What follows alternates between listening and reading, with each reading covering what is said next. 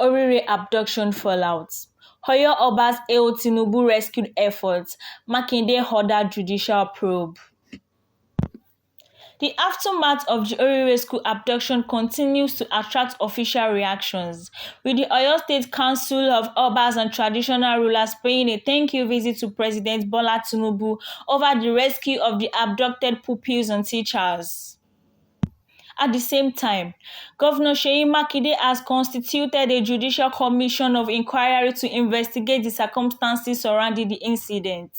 The Olubadan of Ibadanland, Oba Rashidi Ladoja, led members of the Oyo State Council of Obas and Traditional Rulers to the Presidential Villa, Abuja, on a courtesy visit to President Bola Tinubu.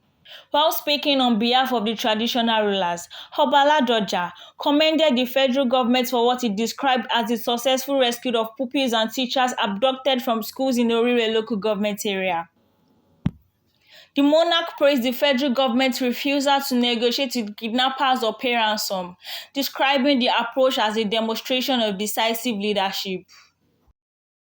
We have made a turning point in the issue of kidnapping in Nigeria. The people of Oyo State said, are we going to become another Chibok? Is it going to be a perennial issue? But as I said, it has now brought a turning point in the issue of kidnapping in Nigeria, not only in Oyo State.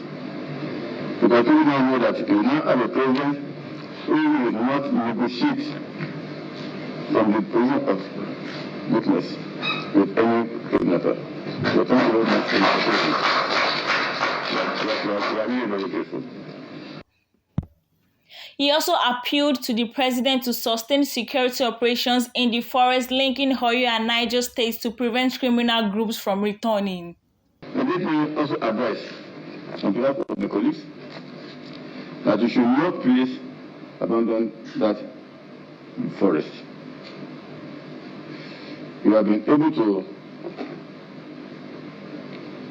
send away all the kidnappers, all the people that were there, that were threats to life and property of people of your state. You have succeeded in getting them out of the place. But please, let us have the presence of the security agencies there, so that they do not regather.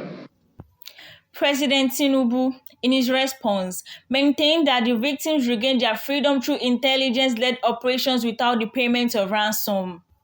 He disclosed that security operatives arrested 8 suspects, while several others were killed during the operation.